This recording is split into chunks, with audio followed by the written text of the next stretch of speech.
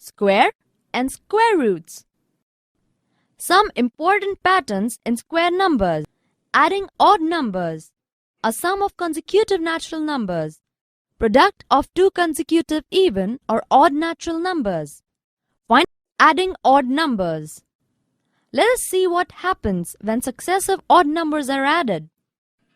Consider the following.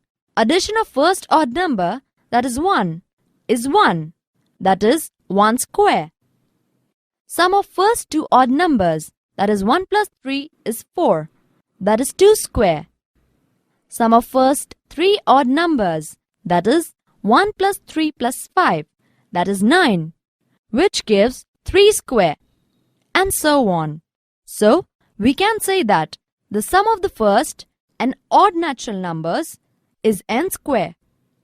In another way, we can say that if the number is square number, it has to be the sum of successive odd numbers starting from 1. 25 is a perfect square. How? We have a number 25. Now we have to prove 25 is a perfect square. For this, we subtract 1, 3, 5, 7, 9 successively from 25. We get 25 minus 1, 24. 24 minus 3, 21. 21 minus 5, 16. 16 minus 7, 9. 9 minus 9, 0. This means 25 is equal to 1 plus 3 plus 5 plus 7 plus 9. So we have proved 25 is a perfect square. Is 38 a perfect square? Find it. Now we have to find 38 is a perfect square or not. Again we do as above. We get 38 minus 1, 37. 37 minus 3, 34. 34 minus 5, 29.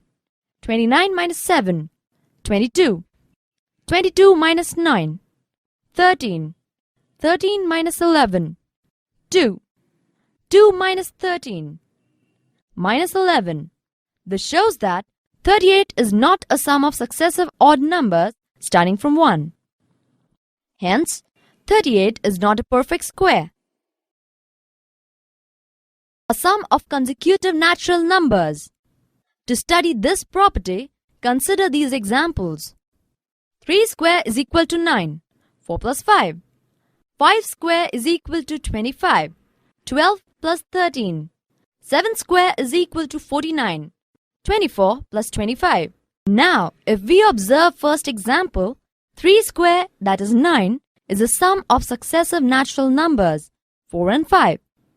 We get 4 as 3 square minus 1. We get 4 as 3 square minus 1 by 2 and 5 as 3 square plus 1 by 2. Similar way, we get 12 and 13 for 5 square and so on. Product of two consecutive even or odd natural numbers. Suppose 11 and 13 are two consecutive odd natural numbers. Therefore, 11 multiplied by 13 is equal to 143. We can write 12 minus 1 instead of 11 and 12 plus 1 instead of 13.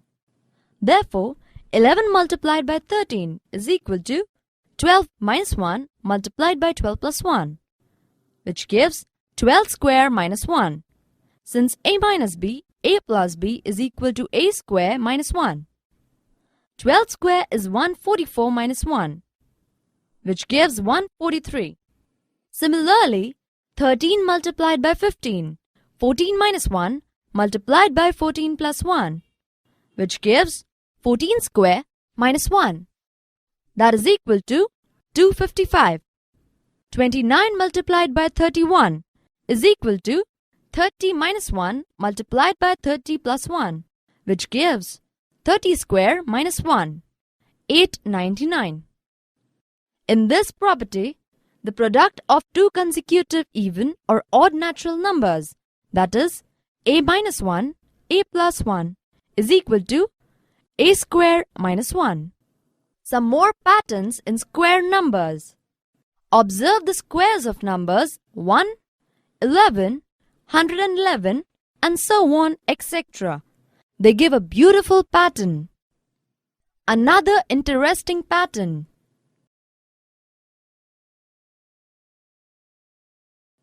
Finding the square of a number.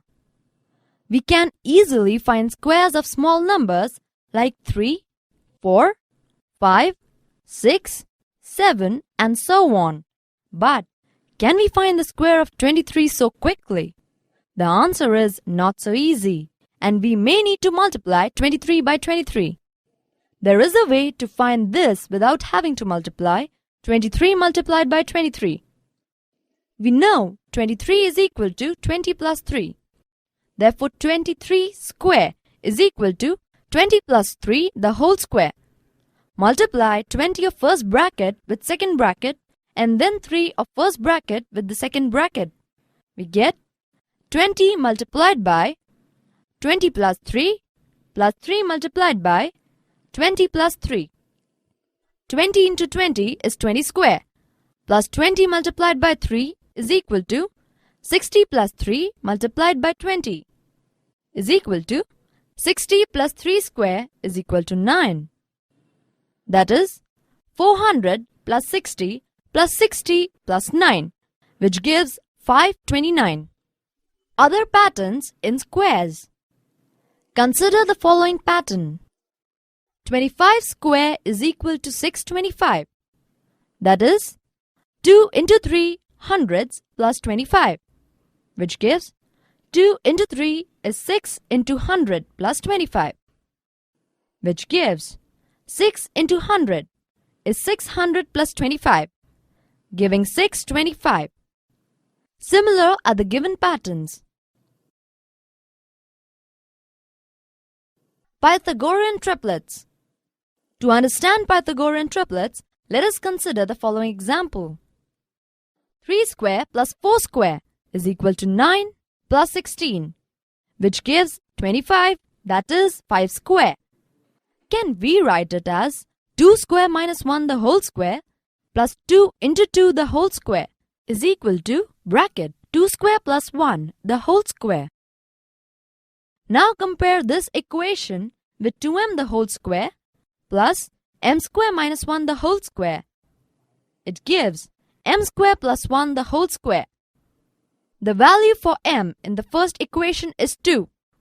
Therefore, the collection of numbers 3, 4 and 5 is known as Pythagorean triplet.